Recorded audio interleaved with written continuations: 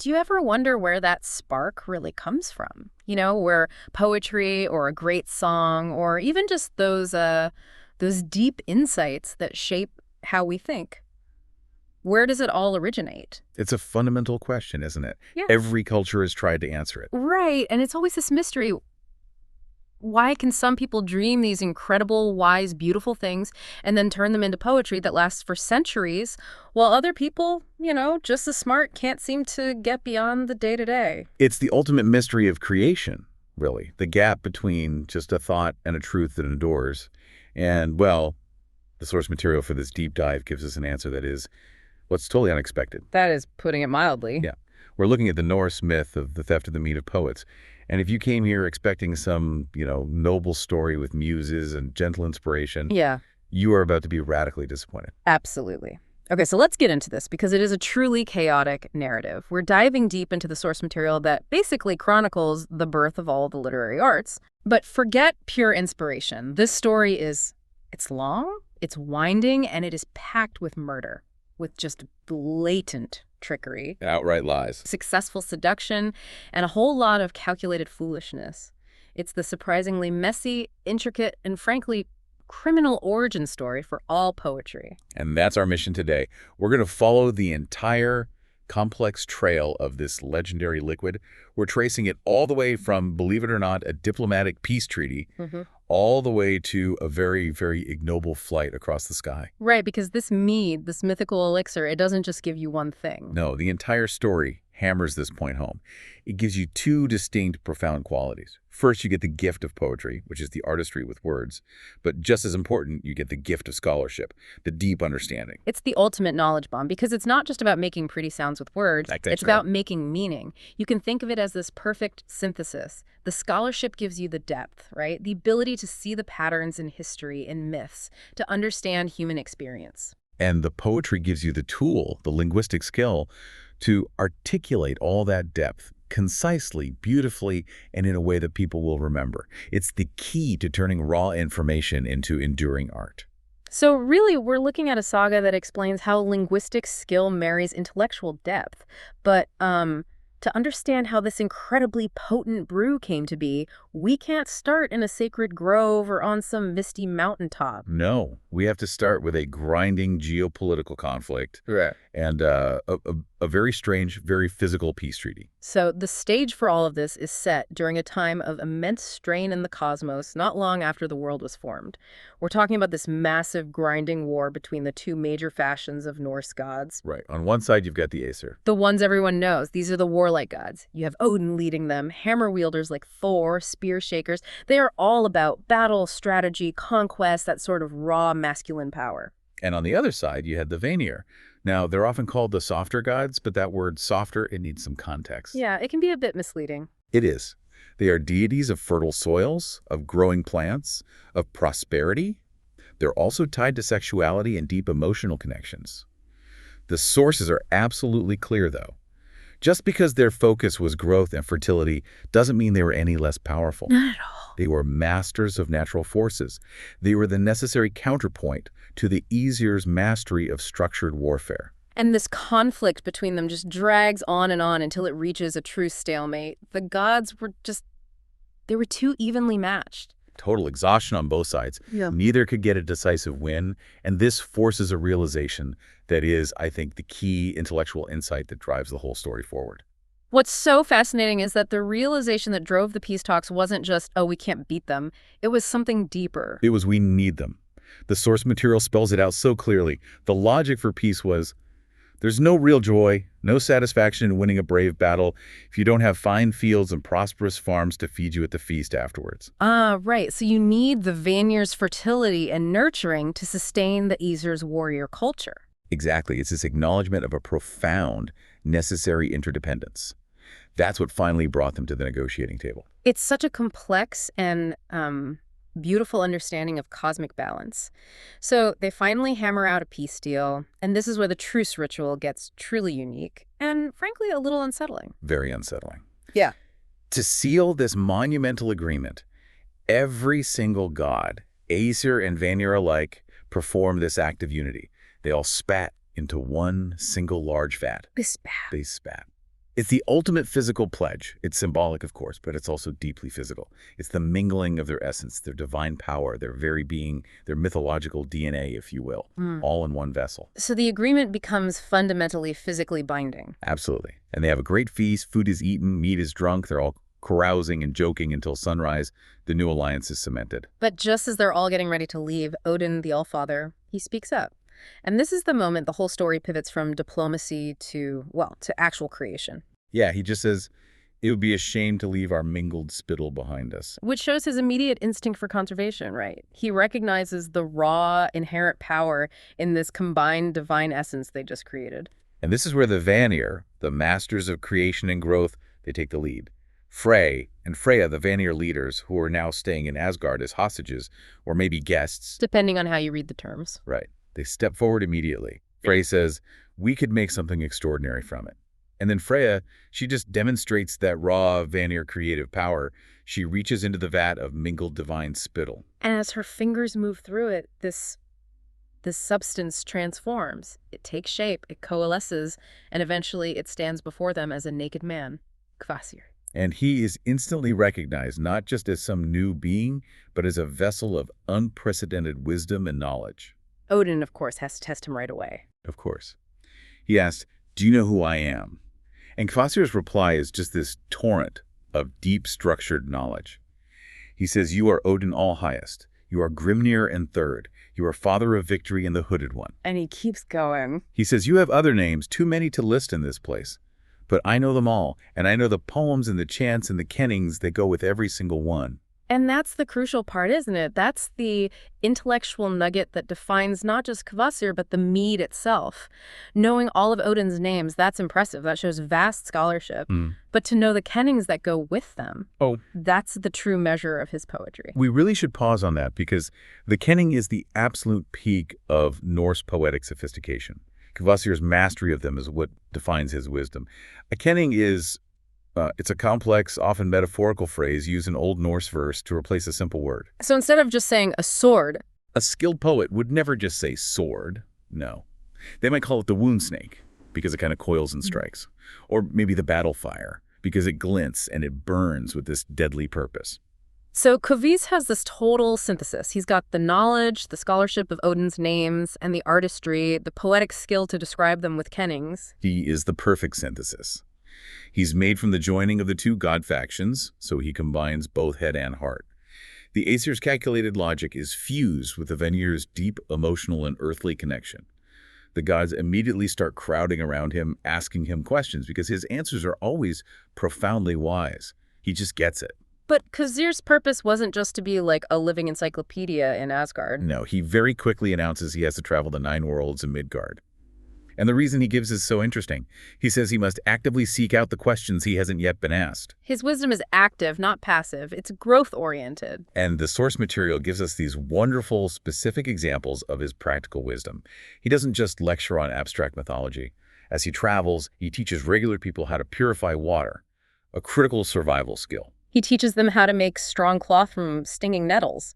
I mean, turning a useless weed into something valuable. He applies his macro wisdom to these micro problems. There's this one great little anecdote where he solves the local mystery of a stolen knife. He figures out who did it and the specific selfish motive behind this petty crime. His wisdom is both philosophical and, well, domestic. He's the ultimate problem solver. He gets the cold logic of an action, but also the warm motivations of the heart behind it. But just before he leaves Asgard, Kvasir leaves the gods, specifically Thor, with this baffling moment of deep foreshadowing. Right. He just smiles and says, there is the mystery of the net, after all, which one day will need to be untangled. The net? What on earth is the net? I mean, I'm with Thor on this one, who was famously not a fan of riddles. Exactly. A net suggests entanglement, complications, consequences.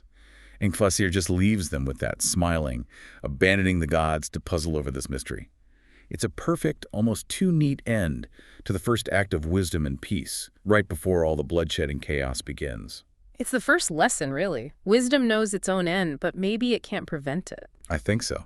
And Kvasir, embodying the combined wisdom of the cosmos, he must have known that creating something so perfect, so valuable, well, It couldn't just exist peacefully. Its very existence was an invitation for transgression. So Kvasir sets off, traveling from town to town, village to village, just spreading knowledge, making every place he visits measurably better. But as we shift to the villains of our story, the narrative takes a really sharp, dark turn. A predatory turn. We meet the dark elves, or dwarfs, two brothers, Fijal and Galar. They live in this huge fortress by the sea. And these are not just simple blacksmiths. Oh no! They are masters of dark magic, advanced alchemy, sophisticated engineering. They're known for building these wonderful, but often very dangerous things in their forge. They're the ultimate craftsmen, yes, but they share this profound, dark obsession. Which is? Making something they haven't created yet. A legacy that will surpass everything they've done before. They want to create the perfect artifact, the ultimate piece of magical art, and they crave the notoriety that would come with it. So when they hear that Kvasir, the wisest of all beings, is nearby, stunning the locals with his beautiful practical answers, they approach him. And they use the perfect lure for a scholar. They say, we have a question to ask you that you have never been asked before. But because it's so complex, it has to be asked in private. And this detail is, for me, the most astonishing part of the whole myth. You have to dwell on this. Kvasir agrees to go. Despite having the combined intellect of all the gods. Exactly. Despite seeing every angle of every situation, the source says he nodded in a resigned way when they asked. He knew what was coming. The wisest man in the 9 worlds walked willingly towards his own doom. Which begs the question we have to ask. Why? Why would total wisdom submit to such a foolish, murderous trick? It's the central puzzle. He walks with them to their fortress, and as they go into this dark workshop, Kvasir is just observing. He notes the specific equipment they've laid out. The Vas, sun, which means atonement or reconciliation, and bodden, meaning vessel or offering. And he sees the big kettle, odor, the ecstasy giver, and the uncapped honey sitting nearby. And the dwarfs, in their immense pride, they scoff at him. They say, if you were as wise as they say you are, you would know what our question to you would be. They're expecting him to be confused, maybe frightened. But Kvasir, in this just heartbreaking, resigned moment, he predicts their entire highly specific plan. He details the exact ingredients and the precise process of dark alchemy they're about to use. He basically gives them the recipe for their own creation. He lays it all out. He says they plan to kill him, not for revenge, but for his essence, that unique blend of head and heart. They'll let his blood flow into the vats, sun and bodden, then gently heat that divine blood in the kettle odor. And crucially, he tells them they must blend in the uncapped honey and let it ferment. The result, he predicts, will be a drink that intoxicates but also bestows the gift of poetry and scholarship. It's the ultimate confirmation that wisdom itself, raw and pure, had to be violently consumed to become accessible art. I think that's the core theme right there. The lesson is that wisdom in this universe isn't enough in its pure state. Kvasir was too wise for the world. His wisdom was like pure, uncut manna. It had to be processed through an act of profound violence and dark alchemy to become something communicable. The art required the sacrifice of the pure wisdom. Yeah. And the dwarfs, confirming their blend of intellectual skill and pure evil, they just immediately follow through. Galar slits Kvasir's throat. They hang him by his feet above the vats until the very last drop of that divine, wise blood, the combined essence of the Aesir and the Vanir, is drained. It is a calculated, cold-blooded murder committed purely for the sake of an artistic experiment. And they follow the recipe perfectly, just as Kvasir told them. They warm the blood in honey and odor, add some specific wild berries, and stir it until the mixture stops bubbling. They sip it, and instantly they find the verse and the lyrical genius inside themselves that they could never release through just craftsmanship. They've achieved their monstrous goal. But of course, the gods come calling the next morning. They're wondering where Kvasir is. And here we get the dwarf's first great lie, a piece of deception so clever because it's based on Kvasir's own reputation. Fjalar and Galar claim Kvasir choked on his own knowledge. That's brilliant. It is, because they say they, the dwarfs, were foolish and lacking in wisdom. The implication being that Kvasir's intellect was so vast, it was literally too much for his physical body to contain when he was confronted by their unique, unanswerable philosophical problem. And the gods buy it. They buy it. Maybe because Kvasir was made of spit and not, normal flesh, or maybe they just couldn't conceive of such casual evil. They accept this lie completely. They take Kvasir's bloodless, empty body back to Asgard for a funeral, believing the wise one was simply too wise for the world. So now the dwarfs have it. The mead of wisdom and poetry, the single greatest artistic treasure in the 9 worlds. But true to their petty, selfish nature, the consequence is just isolation. They only share it with people they like, which, unsurprisingly, is nobody but themselves.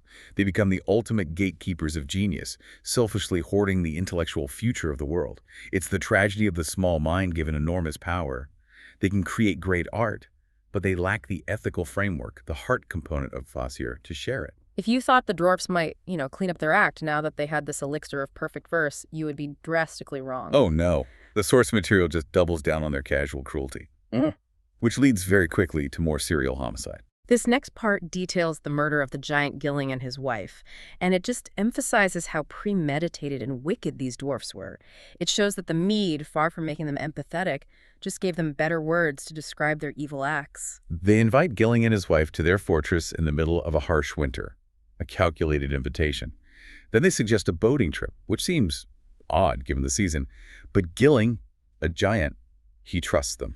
So if Fjalar and Galar invite Gilling out for a row in their small boat, the giant's weight makes the boat ride precariously low in the water. And the dwarves intentionally steer the boat onto submerged, jagged rocks that only they know about. The boat overturns, Gilling is thrown into the freezing sea. He cries out, "I cannot swim," a detail the dwarves would have known. And they just mock him. They call back, "Swim back to the boat," as he drowns, his head striking the rocks. They right their boat, return to the fortress, but Gilling's wife is waiting outside, wailing, sobbing with this unrestrained giant's grief. The dwarves complain that it hurts their ears. Her cries are physically too loud. The lack of empathy is just stunning. And then Fjalar uses this cruel psychological trick. He offers to show her exactly where her husband died, suggesting it might bring her some closure. It's a deliberate lure. He tells her to stand in a very specific spot, right beneath the fortress wall, next to the great door. As she walks through, lost in her grief, Fjalar signals to Galar, who is waiting up on the battlement. And Galar drops a huge, flat stone, a capstone probably kept for just such a purpose, directly on her head, crushes her skull instantly. They show zero remorse. They actually declare themselves extremely clever for silencing the noise. And then they just push her body off the rocks to join her husband in the icy water. And here's the truly chilling part. What do they do after committing this fresh double murder? They go back to their vats, drink the mead of poetry, Of course. and use their new lyrical skills to declaim mighty sagas about the death of Gilling and his wife from their rooftop, bragging to the wind and the waves. The source of divine wisdom is now being used to glorify monstrous, cowardly acts. The ultimate irony. They have the power of poetry, but they can only use it to celebrate their own crimes. And that bragging, that arrogance, that's their critical mistake. That's what moves the mead out of their hands. The bragging is overheard by Suttung, Gilling's son, a powerful giant of immense stature. Who is, understandably, filled with rage and a desire for immediate vengeance. He tracks the dwarfs down and kidnaps them on their own boat. And the punishment Suttung devises is just so precise. It perfectly mirrors their crime. He takes them out to sea, binds them tightly, and places them on the very same rocks where Gilling drowned, setting them up to be taken by the rising tide. He gives them a chance to experience that slow, cold horror. And they panic immediately as the tide rises to their feet, their knees, their navels. They start offering compensation. They list all their wealth. Gold, precious stones, powerful iron, all their magical artifacts. But Suttung just dismisses it. He's already a wealthy giant. He doesn't care about their trinkets. But then, just as the water is reaching their lips, just when death is imminent, Galar sputters out the ultimate offer. The mead of poetry, made of Kvasir's blood. The true treasure. The art itself. and Sittum pauses. He scratches his massive head, thinking. He realizes the transformative worth of this mead, that it grants both poetry and scholarship. So he accepts it as adequate compensation, plus a few other minor things to save face, and spares their lives just as the water is about to go over their heads. So the mead has become the highest currency in the Nine Worlds. It's worth more than all the gold and magic the dwarves had. And it's important to track the mead's names here, because they tell its story. It starts as Kvasir's blood, then it's known as the ship of the dwarves, because it literally saved their lives. And finally it becomes Suttung's mead, the liquid in the vessels Odrer, Borden, and Sun. Its many names just underscore its massive shifting importance. So now the mead is in the hands of the giant Suttung, and he knows what he's got. He decides to hoard it completely. He takes it deep inside his mountain fortress, Hechnibjorg, and has his fierce daughter Gunlod guard it. But there is a cosmic observer watching all of this who believes this treasure belongs to the gods, not to some solitary, greedy giant. And that observer is, of course, Odin.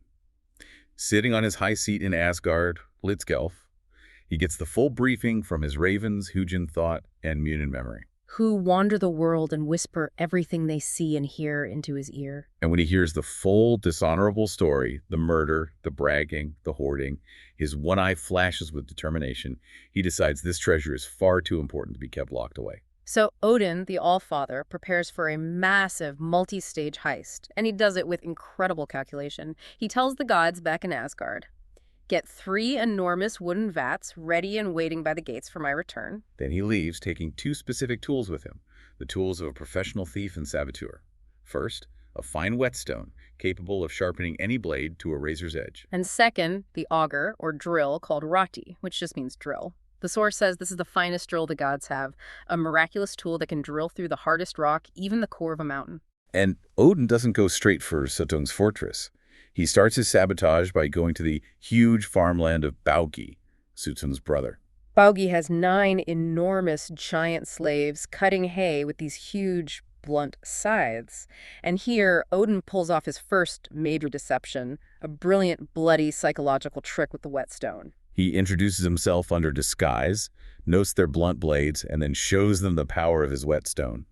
He methodically sharpens all 9 scythes until they glimmer in the sun, turning their back-breaking work into an effortless glide. The giant slaves are amazed. They immediately offer to buy the whetstone. But Odin refuses to sell it. Instead, he orchestrates this deadly, macabre game of greed. He tells the 9 slaves, "I can't sell it, but the one of you who catches it when I throw it, he alone shall have it." And he tells them to stand close together, shoulder to shoulder, each one holding his newly sharpened, razor-sharp scythe. This is such cold calculation. He's not just killing them, he's using a flaw in their nature greed and weaponizing their own newly enhanced tools against them. The result is immediate and devastating. 9 giants jump at once for the prize, a massive grasping group, paying 0 attention to the razor-sharp blades they're holding. There's a terrible instant spray of crimson in the sunlight as they cut each other's throats and limbs, 9 dead in a moment of greedy confusion. Odin calmly steps over their bodies, retrieves his whetstone, and puts it back in his pouch. It's a calculated mass murder designed simply to create a very specific, urgent job opening. And I have to stop you. You frame this as a calculated heist, but killing 9 seemingly innocent farmhands over a whetstone, that sounds less like calculation and more like, well, casual sociopathy. Does the source justify that? That's the brilliance and the darkness of this myth. From Odin's perspective, the justification is the mission. The mead is the source of all art and knowledge. Its liberation is a cosmological imperative. The giants were an inconvenience, an obstacle to be removed with maximum efficiency. And this action defines his chosen alias. Right. Having eliminated the competition, Odin introduces himself to the distraught Baugi as Bolverkr. A truly dismal, foreboding name. It means worker of terrible things. And Baugi is complaining bitterly, distraught over the loss of his entire workforce, unable to finish his harvest. So Bolverkr Odin, in this disguise of calculated evil, offers his devil's bargain. He says he'll do the work of 9 men, or 20 as it turns out, and get the whole harvest in. In exchange, all he asks for is a single taste of Suttung's mead. Baugi agrees immediately. He has to get his harvest in. The request is strange. The man's name is Dark, but he's desperate. So after Bolverk works tirelessly all summer, fulfilling his end of the bargain perfectly, Baugi takes him to Suttung to claim his prize. And this leads to a massive roadblock in Odin's plan. Suttung, seeing his brother and this strange, imposing traveler, flatly refuses. His eyes are described as chips of ice. He will not share a single drop. The mead is guarded by his daughter, Gunnlod, inside the mountain, Hidbjorg, which opens only to his command. Baugi is apologetic, but Bolver has anticipated this. He suggests a little trick against Suttung. They climb the massive ice-covered mountain, Hidbjorg. Bolverkr produces Rati, the god's auger, and tells Baugi to drill deep into the side of the mountain, aiming for the chamber where the mead is stored. Baugi drills for a long time, and then he pulls the auger out and lies, claiming he's broken through. But Bolverkr, the master strategist, tests the hole. He blows into it. And the rock dust blows right back in his face, proving Baugi lied. So Bolverkr confronts him. He says, "I have just learned 2 things. 1, that we are not yet through the mountain. You must keep drilling. The second thing, of course, being that Baugi is completely untrustworthy." So Baugi is forced to drill again, deep into the stone. When he finally pulls the auger out and confirms the breakthrough, truthfully, this time, Bolverker moves instantly. He transforms into a snake. And he only narrowly dodges the sharp auger that Baugi, true to Odin's prediction, plunges into the spot where Bolverker's head had just been. The snake slides into the narrow hole, hissing back at the defeated giant. The second thing I learned when you lied to me was that you would betray me. Odin needed Baugi's strength, but he anticipated and prepared for his treachery. Baugi, defeated, just trudges home, completing Odin's complex elimination of all obstacles. So now the action moves deep inside the mountain fortress. Odin, as a snake, slides through the dark hole and finds himself in this huge, cold cavern lit by glowing crystals. He transforms again, but this time the disguise is completely different. It's designed for intense psychological manipulation. He becomes a huge, giant-sized and well-formed man, taking the name Bolverker again.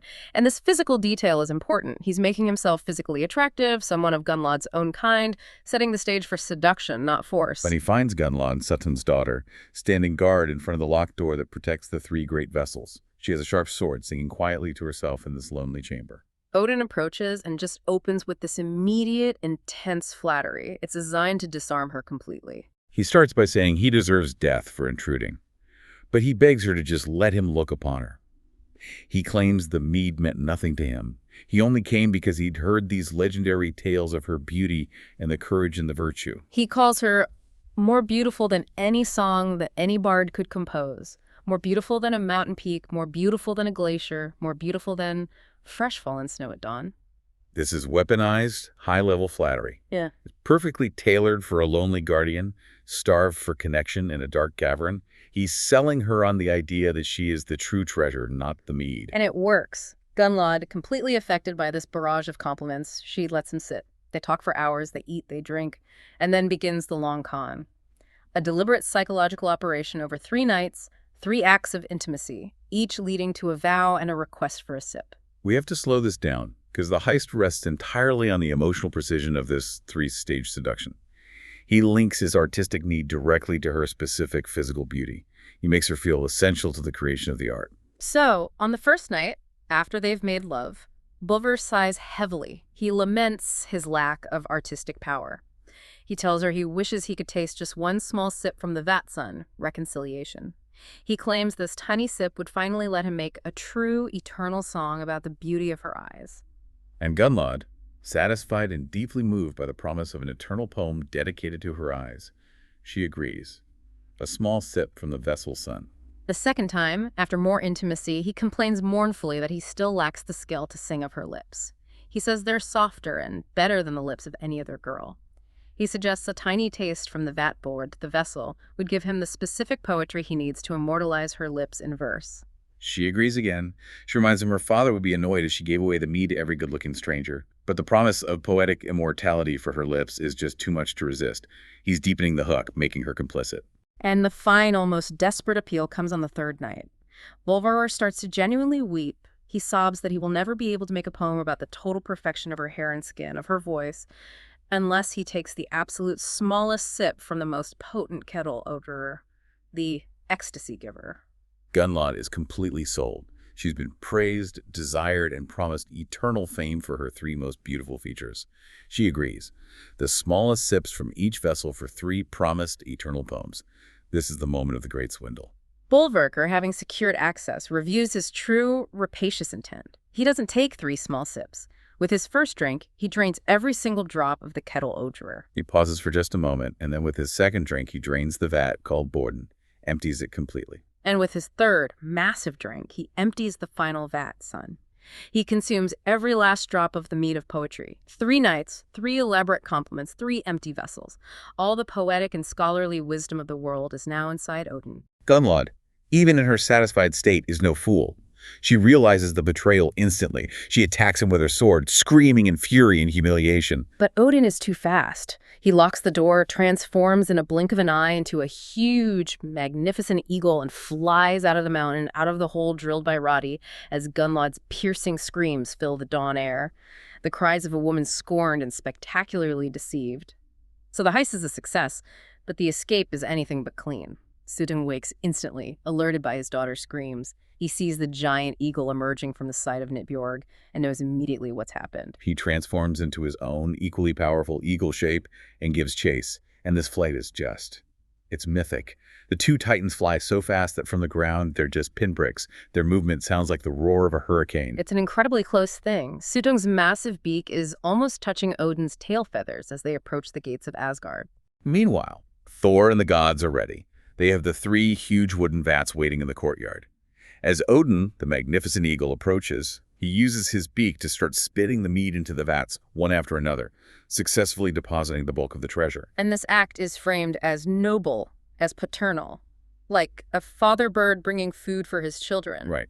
This mead, carefully collected in the 3 vats, this is the source of all fine poetry and deep scholarship.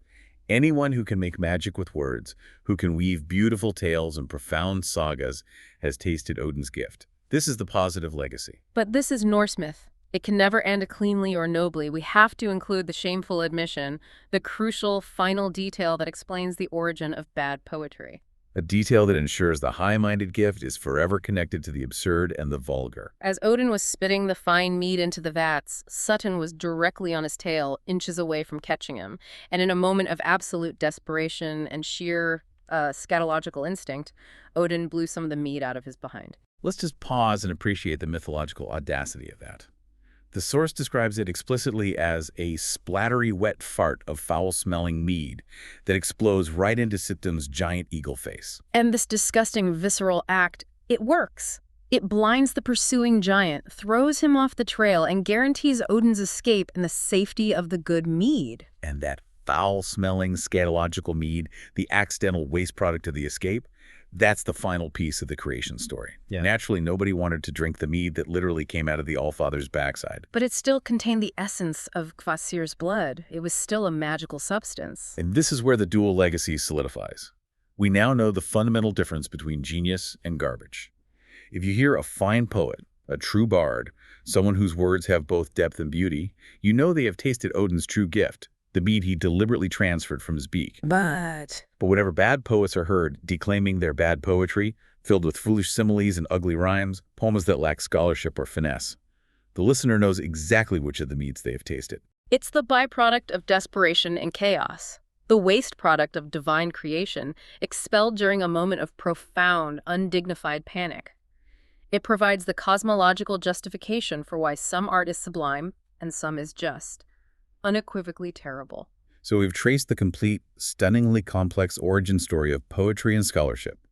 It's a journey that starts with a peaceful truce, a pot of spit, and transitions immediately to a sacrifice, the murder of Kvasir. Then dark alchemy, then 3 more murders, Gilling, his wife, the 9 slaves. Before culminating in this complex multi-stage deception and theft by Odin, finally ending in a chaotic, scatological escape that stained the artistic process forever. It's the ultimate irony of creation, isn't it? The single greatest gift to humanity, the ability to make magic with words and wisdom, came from a chain of broken oaths, profound deceit, and repeated murder. Kvasir had to die. Gilling and his wife had to die. 9 giants had to die. All of these sacrifices were somehow necessary for the highest art to be set free. So what does that say about creativity itself? Does great art always require some kind of transgression, some dark foundation, a willingness to break all the rules? It's a challenging idea, especially coming from the Allfather himself. I think the key, beyond the sheer dishonor of it all, it goes back to Kvasir, the initial innocent victim. He combined head and heart. He was the perfect fusion of war, the Aesir and fertility, the Vanir, intellect and emotion, and his perfect wisdom had to be literally consumed and processed to become the mead. Meaning that the prerequisite for true art isn't just intelligence, and it's not just emotion, it's that perfect and maybe painful synergy. The capacity to feel deeply and to analyze deeply must both be there for the creation to be potent. Exactly. It needed the totality of Kvasir to become the mead. But then it needed Odin's cunning, his sacrifice, and even his most desperate, undignified act, the divine butt spit of foul mead, to bring that art in all its forms to the world. We now know the precise, unsavory difference between good poetry and bad poetry, and that difference is entirely scatological. So we'll leave you with this final, provocative thought. We know the gods themselves had to resort to these extreme, dishonest, and vulgar measures to bring art to the world. But if Kvasir's unique combination of head and heart was the necessary foundation for that ultimate wisdom, What essential, painful quality are we missing in our modern pursuit of wisdom and poetry today? Perhaps we're not drinking deeply enough from that true divine blend, or perhaps we're just spitting out the foul end of the deal. Something for you to mull over the next time you encounter a truly magnificent or a truly abysmal piece of poetry.